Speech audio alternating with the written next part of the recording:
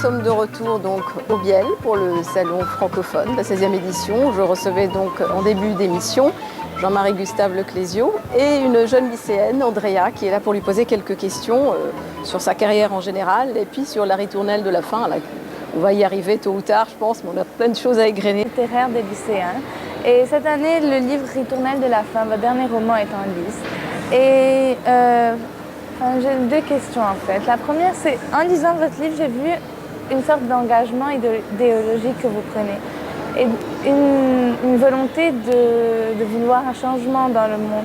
Mais est-ce que vous pensez que par la littérature, ce changement peut aboutir ou bien a une place dans le monde d'aujourd'hui? Oui, il me semble que c'est possible, oui. Ce n'est pas aussi simple que d'écrire un livre et le monde sera sauvé, mais il me semble que c'est en écrivant un roman ou même peut-être de la poésie ou en tout cas en permettant aux gens qui prennent des décisions, mais aussi à la jeunesse qui, elle également, prend des décisions, puisque la jeunesse représente précisément l'avenir d'un pays. On permet cet échange et cet élargissement de l'esprit qui va certainement améliorer les choses. Moi, j'ai assez confiance dans l'avenir immédiat.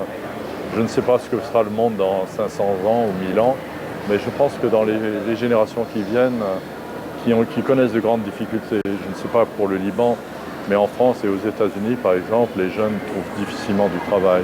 C'est très difficile de s'intégrer dans la société, particulièrement pour les filles d'ailleurs, parce qu'il y a une très grande demande, on exige beaucoup d'elles. On exige beaucoup d'elles qu'elles réussissent leur vie morale, leur vie sociale, qu'elles réussissent leur vie amoureuse également, et qu'en même temps, elles fassent des études et elles prennent leur place dans la société. Mais j'ai vraiment très confiance et je pense que le roman peut être un des moyens d'ouvrir l'avenir, de préparer cet avenir. Dans Ritournelle de la fin,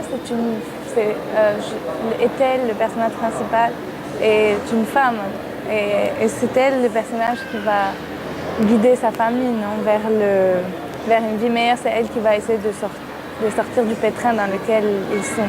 Oui, et oui. Est-ce que ce personnage représente quelqu'un dans votre vie? Oui, je me suis un peu inspiré de la vie de ma mère, bien que le personnage d'Ethel soit beaucoup plus jeune que ne l'était ma mère. Ma mère avait déjà 35 ans au moment de la guerre a éclaté. Mais c'était cette période-là qui m'intéressait parce que c'est la période où les femmes ont pris un peu plus de place dans la société. Et en France, les femmes n'avaient aucune place dans cette période qui a précédé la guerre.